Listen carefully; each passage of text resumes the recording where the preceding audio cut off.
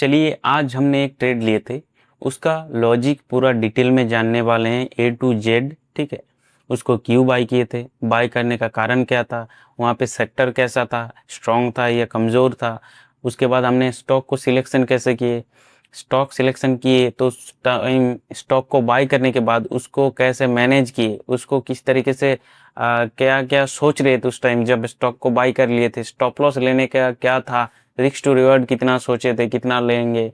तो वही सारा कुछ चीज़ें आज मैं आप लोगों को इसी ट्रेड में समझाऊंगा कि आज मैंने जो ट्रेड लिए थे उसका डिटेल एनालिसिस करने वाले हैं। ठीक है, तो चलिए, अगर मैंने कुछ गलतियाँ किए थे तो आप लोग ज़रूर कमेंट करके बताना कि ये आपने गलती किए थे, ये करना सही होता।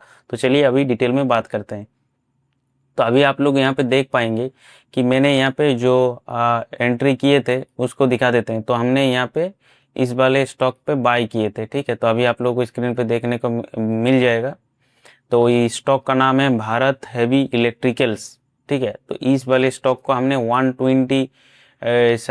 227 क्वांटिटी हमने बाय किए थे और एवरेज प्राइस था 420 रुपये में बाय किए थे और सेल किए हमने 416 रुपये पे। ठीक है, और इसमें हमें नुकसान मिला है 771 रुपये के आसपास। तो इसको इस ट्रेड का लॉस हमें नहीं देखना है।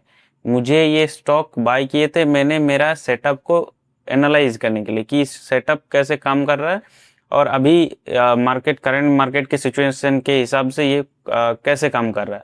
तो इसीलिए हमने इसको बाय किए थे। ये हो गया बाय करने का रीज़न। ठीक है, तो चलिए अभी और कुछ चीज़ें देख लेते हैं। जैसे यहाँ पे हमने चार्ट को निकल लिया है, तो हमने यहाँ पे डिटेल में बात करेंगे कि इसको बाय करने का कारण था रिस्क टू रिवार्ड कितना लेना था।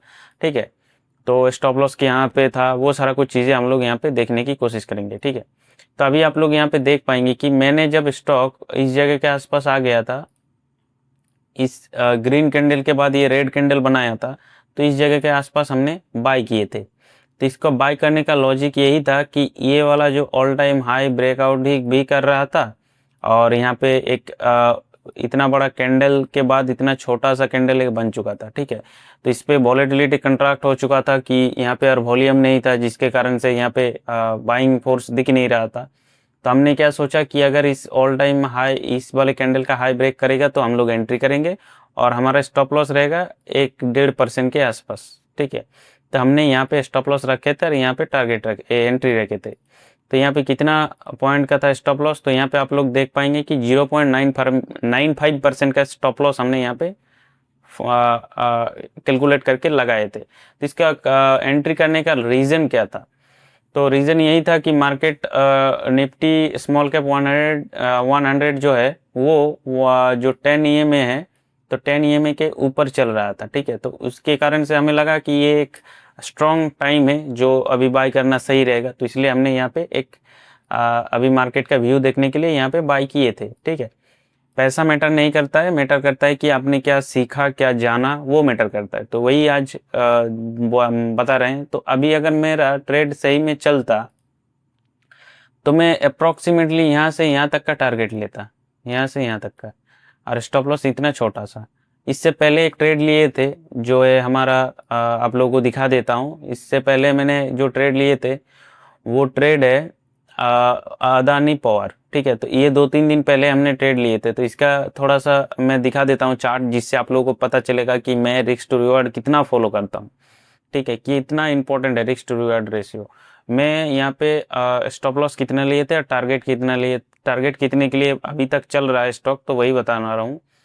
तो अभी लोडिंग हो रहा है, थोड़ा सा वेट करते हैं और देन आपको बताते हैं कि यहाँ पे मैंने कितने का आइडेंटिफाई करके, इसके बारे में भी एक डिटेल बताऊंगा, बट ये एक टारगेट आ जाने दीजिए, उसके बाद इसके बारे में थोड़ा बहुत बात करेंगे। कि मैंने एग्जैक्ट इसी जगह पे बाय किए थे, वो आप लोगों को देखने को मिलेगा पोजीशन पे। यहाँ पे एग्जैक्ट देखो LTP है, एवरेज प्राइस 220 रुपये पे बाय किए थे। तो यहाँ पे आप अगर देखेंगे तो यहाँ पे कितना प्राइस है, 220। तो 220 पे बाय किए थे, अभी 248 रुपीज़ चल रहा है। ठीक है, 50 रुपये के आसपास अप्रोक्सीमेटली आ चुका है और अभी तक यहाँ पे 20% का हमारा टारगेट है और इधर हमने स्टॉप लॉस लिया था 1% का। मतलब रिस्क टू रिवॉर्ड समझ रहे हो, 1% का लॉस ले रहा हूँ और 20% का टारगेट। तो समझ ही सकते हो कि कितना अच्छा रिस्क टू रिवॉर्ड में फॉलो करता हूँ। ठीक है, तो इसका कारण मैं डिटेल में बात करूंगा जब ये स्टॉक टारगेट दे देंगे या फिर स्टॉप लॉस देता है, तब आ जाके हम लोग इसको देखेंगे, इसके डिटेल में बात करेंगे। तो उससे पहले इसको हम बात कर लेते हैं। तो यहाँ पे स्टॉप लॉस लेके बाय किए थे, यहाँ पे एंट्री करने के बाद 600-700 रुपये प्रॉफिट भी दे चुका था, ठीक है। तो उस टाइम मुझे थिंकिंग क्या आ रहा था मुझे, तो मैं थोड़ा बहुत सोच रहा था कि हाँ इसको बाय करें या सेल करें।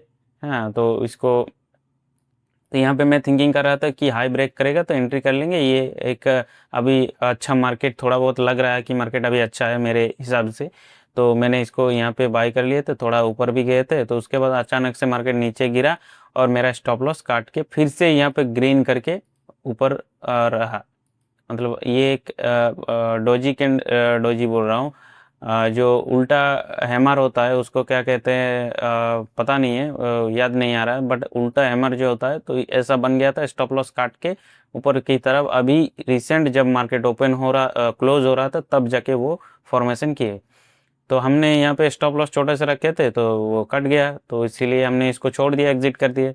और हमने यहाँ पे एग्जिट किए तो हमारा कम नुकसान पे निकला। अगर नहीं करते तो हो सकता है और नीचे आ सकता था, बट हमने हमारा जो risk to reward ratio calculate करके एंट्री किए थे, स्टॉप लॉस कैलकुलेट कर लिए थे, उस हिसाब से हमें ये लॉस देखने को मिला था। हम यहाँ पे 0.95 के हिसाब से हमने स्टॉप लॉस लिए थे और अप्रोक्सीमेटली 995,000 के आसपास हमने यहाँ पे अमाउंट का बाय किए थे। 95,000 का यहाँ पे स्टॉक्स बाय किए थे। और अभी यहाँ पे कोई बाय सेल रिकमेंडेशन का मैं बोल नहीं रहा हूँ, यहाँ पे कोई नहीं बाय करेगा क्योंकि मेरा स्टॉप लॉस चला गया। इसको मैं मेरे एडुकेशन पर्पस के लिए मैं दिखा रहा हूँ, और यहाँ पे मैं कोई एंट्री नहीं कर रहा हूँ। कोई भी बाय मत कर लेना क्योंकि ये एक बहुत रिस्की चीज़ है कि आपका एनालिसिस नहीं है। खुद से अगर बाय कर लोगे तो स्टॉप लॉस जाएगा, ठीक है।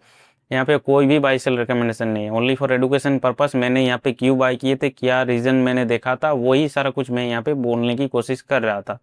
अगर आप लोगों को सीखना है इसी तरीके का, मैं कैसे सोचता हूँ, कैसे रिस्क टू रिवार्ड रेशियो लेता हूँ, इतना अच्छा रिस्क टू रिवार्ड रेशियो लेता हूँ और टारगेट के लिए मैं वेट कर रहा हूँ, तो इसको जानने के लिए आप लोग मेरे चैनल को सब्सक्राइब कर सकते हैं एंड बेल आइकन को प्रेस कर लेना। इसी तरीके का आपको सीखने को मिलेगा, ठीक है। पहले मैं फोकस करता हूँ सीखने के ऊपर।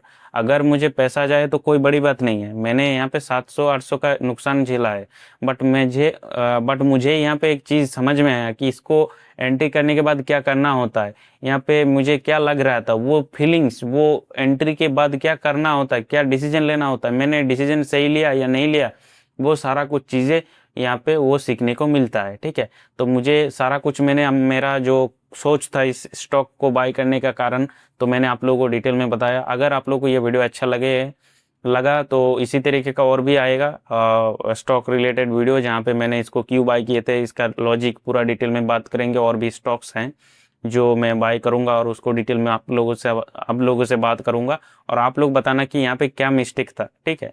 तो चलिए आज के लिए इतना ही।